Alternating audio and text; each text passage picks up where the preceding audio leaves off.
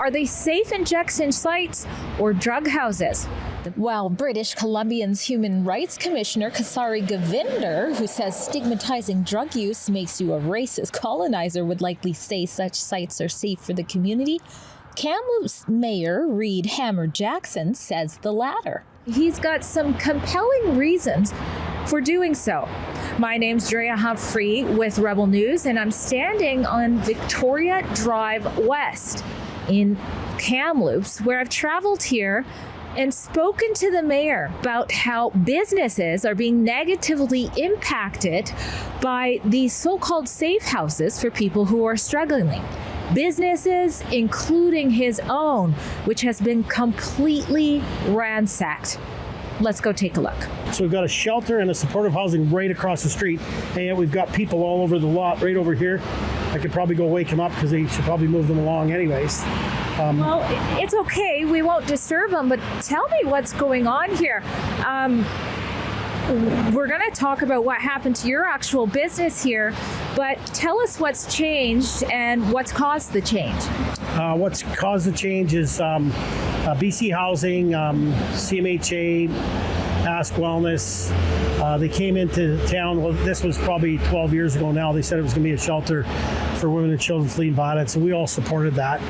And then in 2018, they stepped it up, and Selena Robinson came into town, and she was the housing minister at the time, and said they're going to have wraparound services, and they don't. They haven't. They've put 40 people in a building, and they get 2 people to look after them. They're all struggling with mental health and addictions. And then they add one down the road there with another 40 or 50 people. And then, we've got another one down here. So they just continue to add these facilities, and they're not getting the people service. We need to audit, and I believe for the residents and clients, for the staff. 2 staff, and you got people all struggling with mental health and addictions, and nobody's looking after them, and they're just, we just had 4 deaths here just in the last little while, and it's, we got to get a handle on it, Well, and you said BC Housing said this was going to be primarily for women and children. You guys were behind that, but it's been nothing of the sort. So what exactly is it? Well, to me, it's a drug house. It's had nothing but crime. Even back in 2020, I had 95 police files here. 95. Well, I've got a lot more now, yeah. But then they opened another building, and they say there's going to be wraparound service. These are people, and I supported that also. People that are trying to move on with their lives. They, at that time, paid $375 a month, 2 free meals a day, and it's been a nightmare. I don't know, probably most of the people in there that started in there, which is January of 2020. I know ones that have been hit by trains, overdosed, and died. They're on the streets today. Matter of fact, one guy that originated there, I think he just died here the other day, a gentleman in a wheelchair. So we just keep building them, and we do the same thing over. And I think we really got to start on a recovery-focused facilities. So you said over this way tell us what happened over here. Well, I wasn't here, but it was, I came down, I had 2 files within 24 hours. My gas meter's on the other side of the building, and somebody was vandalizing it, and then it broke loose, and I guess there was a serious gas leak, so they had to shut the gas off here. And then they lit a fire down here. If you look, I got steel doors, so it didn't get into the building, but it burnt the steel doors. And it's just ongoing. Not that long ago, there was a fire here. I burnt my fence all the way. You can see where the fire started there. Burnt my fence all the way there. It's just out of hand. So this whole area over here used to be fenced up? Yes, yeah. Wow. And they stole and the power, see the power there? They cut the power from this building to this building. Right here. So there's this big, that there ran from here to that building there. And they've cut that power off there too. This is crazy. Yeah. But you told us your specific business here. We're going to walk over to that. Tell us what your business was or is, how long it's been here, before we go look and see what's happened to it. Well, my business was a good business. We could stock anywhere from 30 to 50 late model vehicles. I've been here for almost 30 years.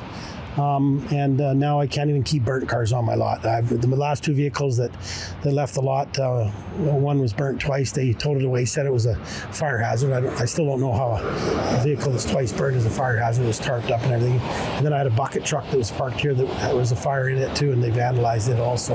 That's barricaded now, but they kicked that door in, and then they went through the drywall and through into the office area, and then you'll see what they did on the inside. All right, this is horrible. Imagine trying to operate any business in an area where this can happen not once, not twice, but 3 times. We're going to have a look in the back room. I'm a little scared. Let's take a look. Oh my gosh, take a look in this first room here. And look at the amount of Starbucks. Where is the money for the Starbucks cups coming from? Like that much. Look at that. Disgusting.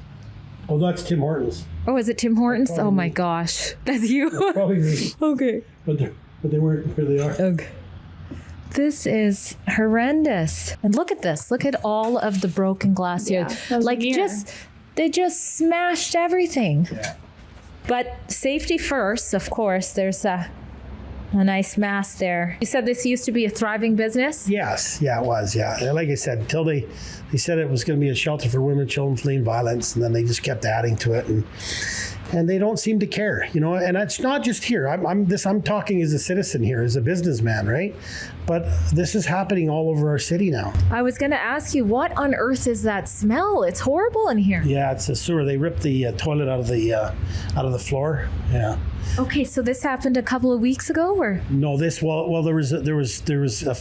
3 different break-ins, but this happened a couple of months ago originally, and they, like you said, they smashed every picture. They've smashed a photo of your family here. Looks like they've been eating, drinking. There's a credit card. Are the police looking into the name on that, or you think that's stolen? Well, it's probably stolen, but the police have been in. The ident team was in. They've got some blood from one of the door switches there. They also got a hammer that I think they got some stuff off of, and yeah, they just smashed everything, and they didn't hardly take anything. I just found out not that long ago that they stole checks because somebody was trying to cash a check out of an account that wasn't used. But yeah, they smashed everything. They smashed the doors. They smashed everything in the offices, tipped all the computers and all the screens, and like you see, all the memorabilia pictures. I've got pictures of the Stanley Cup there with Mark Recchi and Shane Doan and Jerome McGinley, and there are pictures of when we did raising money for the hospital on golf tournaments and things like that. So.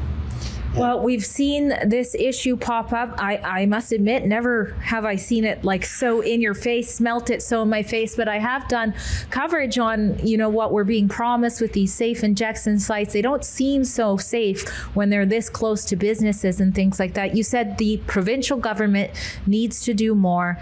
What more do you think they need to do? Well, they need to do an audit on them. They need to, again, these safe injection sites, they don't use them. There's one across the street. It's probably hardly ever used there. All they use there, right there, you can see right there.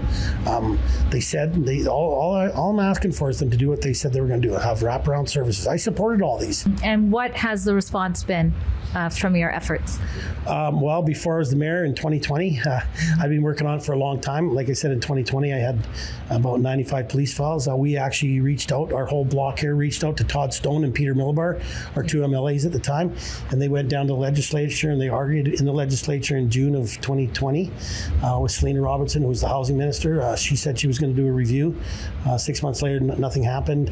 They moved her into finance and moved David Eby into housing, and still nothing's happened. They did one little review called the BC Housing Research Center review, and that was for this Rosethorn building and this beer house on the North Shore, and it was the residents and clients doing a survey on themselves with the staff. Mm-hmm. So we need some help here in council. We've got probably 15, and I'm going to be blunt, I'm going to call them drug houses. That's what they call them. That's what the people that I knew that passed away and overdosed, and that's what they called them, and that's what the ones that hang out here now call them. So tax paid for drug houses. Tax paid for, that's exactly, yeah.